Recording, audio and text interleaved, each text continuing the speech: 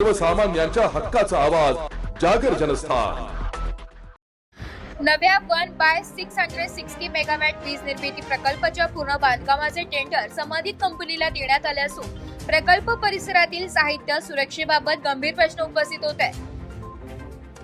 प्रकल्पाशी संबंधित भेल कंपनीच्या साहित्य यार्डमध्ये पडून असलेल्या स्क्रॅप लोखंडी साहित्याची मोठ्या प्रमाणावर चोरी होत असल्याचा आरोप स्थानिक नागरिकांकडून करण्यात येतोय।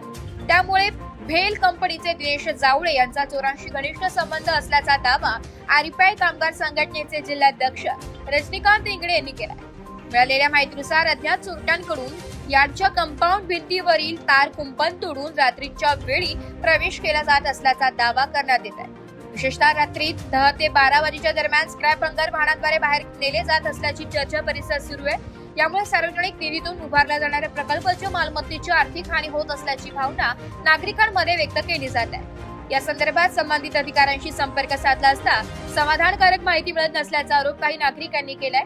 तसेच सुरक्षा यंत्रणेच्या कार्यक्षमतेबाबतही प्रश्न उपस्थित करण्यात येत आहे। दरम्यान या प्रकरणाची सखोल चौकशी करून वस्तुस्थिती जनतेसमोर आणावी, चोरी होत असल्यास दोषींवर कठोर कारवाई करावी आणि प्रकल्प परिसरातील सुरक्षा व्यवस्था अधिक मजबूत करावी अशी मागणी नागरिकांकडून करण्यात येत आहे। या रूपांबाबत भेल कंपनी किंवा संबंधित अधिकाऱ्यांची अधिकृत प्रतिक्रिया वृत्त ही पर्यंत प्राप्त होऊ शकली नाहीये। जागर जनस्थानसाठी सुमित निकम भुसावळ।